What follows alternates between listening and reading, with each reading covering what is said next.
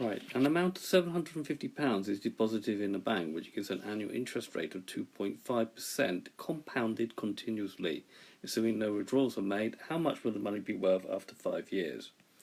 So we know that the compound interest formula is A is equal to P brackets 1 plus R over 100 T, where if the interest is compounded annually, i.e. one time per year, this is the initial investment, this is the interest rate, and this is the time in years.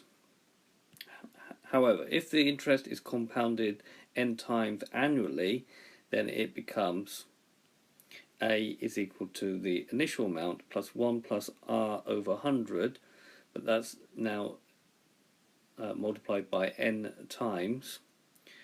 And because that's now done n times, then it's now raised to the power of n times t. For example, if it's quarterly, this will be 4 and this will be 4. Okay, because the interest rate is normally 2.5 per annum.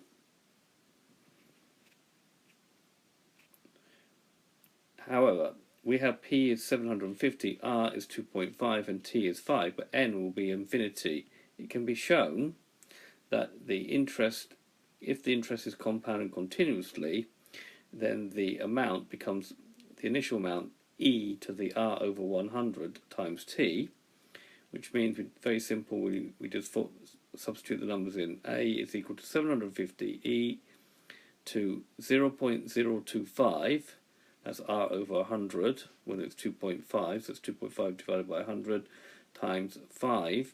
And on our calculator, that will give me £849.86. So if you're happy with this formula and you don't want to know where it comes from, then stop the video here. Now, not for the faint-hearted, our compound interest formula, compounded n times per year, is A is equal to P plus 1 over R over 100n n times t.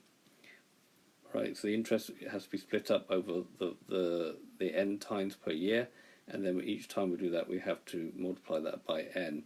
So if it's monthly, that will be 12, and that will be 12. Now, as n goes to infinity, what happens? Well, A becomes P times the limit as n goes to infinity of 1 plus R over 100n nt. Now we'll do a little bit of trick here. P is the limit as n goes to infinity of 1 plus R over 100.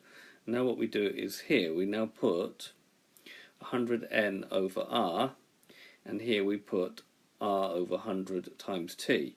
Now notice if that all cancels out, 100 over R times R over 100 will just give me nt, so we haven't changed the meaning.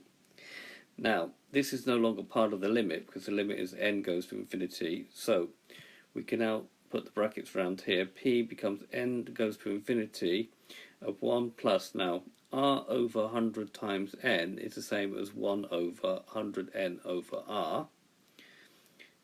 And here we've still got 100n over R times R over 100 times t. This is no longer part of the limit. We're only really interested in this bit. Now, if we let m be equal to 100n over r, and then as n goes to infinity, m will also go into infinity. If this goes large, this will go large. R is always a number bigger than 1, but this will have very little effect. This will still go very, very large. Then we're going to have that P is the limit as m goes to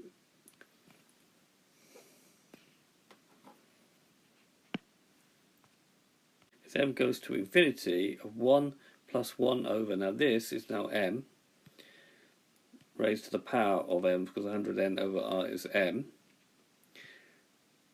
to the r over 100 times t. Now, we already know that 1 plus 1 over m to the power of n, the limit of this becomes the number e. We've already shown this in a previous video. So we end up that the amount is p, and the amount will be p times e to the r divided by 100 times t, where p is the initial amount and r is the rate of interest and t is the time in years. Look, if you're not too worried about this, you don't really need to know the proof, but that was just added in for the sake of being complete. I hope you've understood, and I thank you very much for watching.